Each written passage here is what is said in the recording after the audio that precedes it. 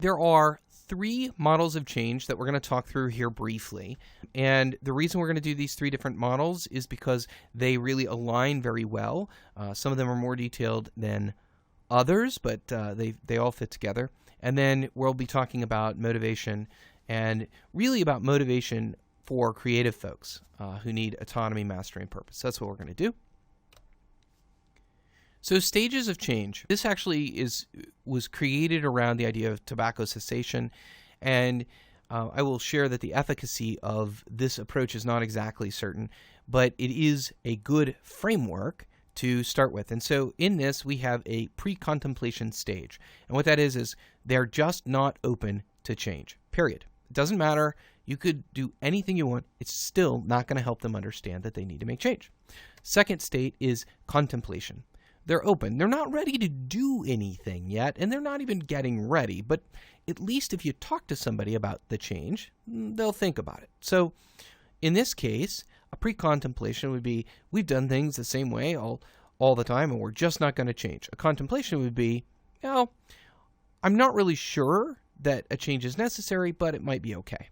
Preparation, getting ready, is, okay, so you've convinced me that change might be good. Well, what would we need to do to be able to make the change? Then we have the action stage, and that's where you're actually doing the changing. And then the last stage is the maintenance stage. And the reason that this is important is a lot of times we make a change and we fall back. If you've ever been on a diet for a couple of days and then come back and fallen off the wagon, we often get to the point of we've made the change, but we don't hold people in the change. And so it's a key part of how to do this. Kurt Lewin, and by the way, yes, I know it's spelled Lewin, but it's Kurt Lewin, who's a German-American psychologist, and he had two things to say about change. Now, the first one is that change is a process of unfreezing. Now, this sounds a lot like moving to a point where they're contemplative, where they can be ready for the change. Then there's the change in transition, the actual action. And then the last stage is freezing or maintaining, reinforcing, making sure that the change sticks around. The thing about this is that we are in the same model that we were in stages of change. It's the same kind of thing. There's a place where you're not ready, then you make the change, and then you reinforce it. Okay. The other thing that Kurt Lewin has said, and one thing that's really, really important, is that behavior, and that's what we're trying to change, is behavior difference. We're trying to get people to locate and store information differently, is a function of both person, P, and environment, E. The idea is that environment can make a huge impact on whether you can get somebody to change their behavior or not. And you see this in all sorts of places, Blink from Malcolm Gladwell and Sources of Power from Gary Klein. We have to get the right behavior by changing the way the environment is structured. We'll talk a little bit more about that in models.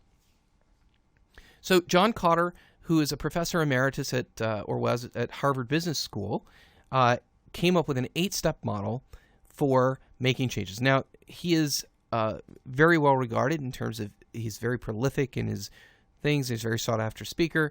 And he says that there are 8 steps. I don't want to plow through each of these. I just want to give you a sense that it's in the same format. The first thing that Kotter says is create a sense of urgency. And so he's basically saying make a reason to change or get them out of an uncontemplative state. Build a coalition, create a vision, communicate the vision, remove obstacles, short-term wins, so on and so forth. One of the things about Kotter's approach to this is he says that, look, if you do a bad job at step 1 and you get into step 2, you're going to repeat step 1. You'll fall back into step 1. You'll have to do it until you get it right, and then you move forward. One of the things that's very often a problem in information architecture kinds of projects when you're trying to make this change is there's no compelling reason. There's no sense of urgency around making the change because it works today, more or less, so why do I need to make a change? All right.